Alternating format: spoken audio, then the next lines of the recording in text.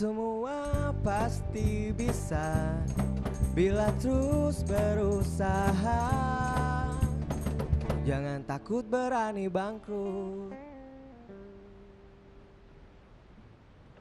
Berani bangkrut, kita masih bersama Mas Kemas, pengusaha yang berkali-kali bangkrut, dan Mas Arif Bowo, dosen wirausaha Universitas Mercu Buana.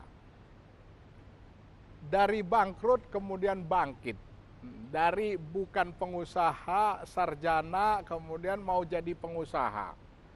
Jadi bagaimana dorongan untuk menjadi pengusaha itu, dan bagaimana persiapan kalau ternyata bangkrut?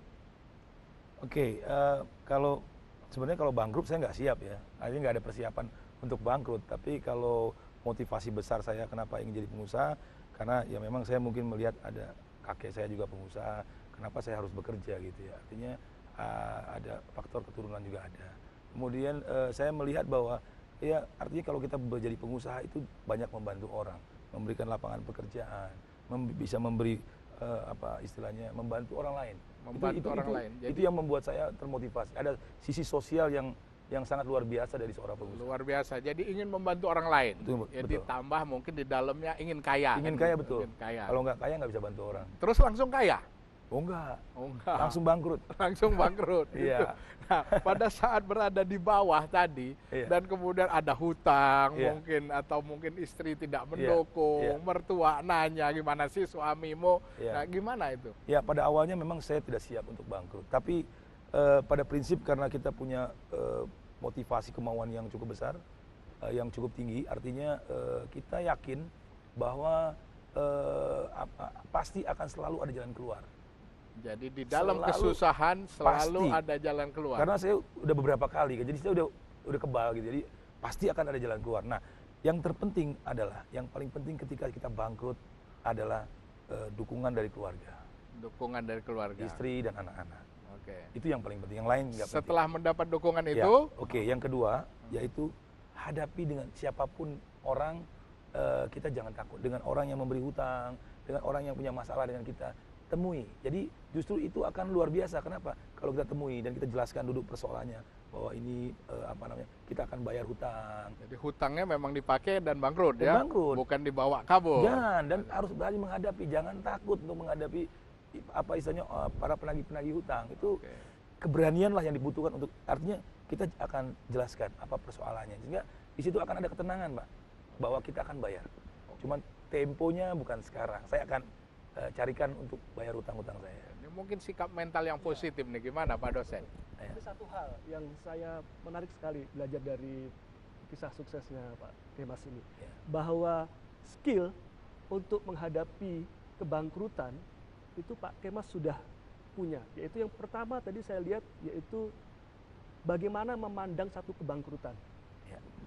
Pak Kemas lihat bahwa kebangkrutan adalah suatu hal yang merupakan tantangan. Dan yang kedua, Ya. itu adalah bagaimana menghadapi ya para mereka penagih hutang dan seterusnya. Saya kira itu bukan dengan hal yang pikiran positif ya. yang mudah, Pak. Benar. Ya. Dan Pak Kemas sudah punya skill itu, bahwa dalam menghadapi kebangkrutan kita harus menghadapi dengan kita datangi, kita berhutang dengan siapa, kita coba selesaikan, ya. Atau dalam istilah keuangan adalah resiko juling financing, ya, meminta penjadwalan kembali pembayaran hutangnya, begitu Ya, ya. betul. Ya.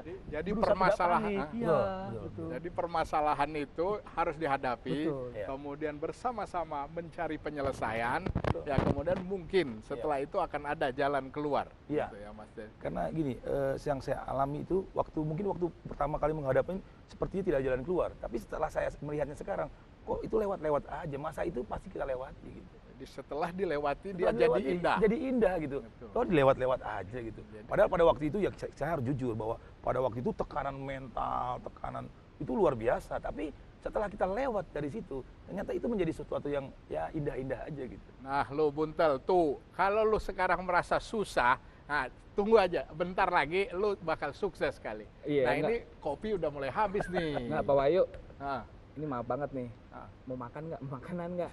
Saya dari tadi sampai pusing dengerinnya, oh bisnis bangkrut.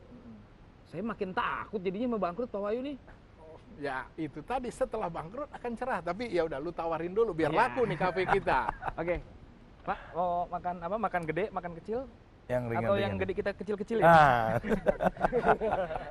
Oke, itu tadi perbincangan berani bangkrut bersama pakar-pakarnya. Memang jadi sangat luar biasa sekali. Tadinya saya nggak berani bisnis, tapi setelah dengar beliau-beliau ini bicara, saya makin takut jadi bisnis. Tapi nggak berani sama bangkrut. Oke, tetapi berani bangkrut.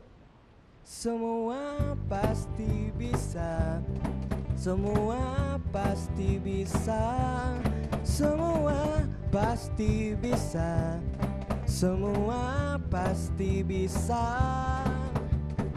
Jangan takut berani bangkrut.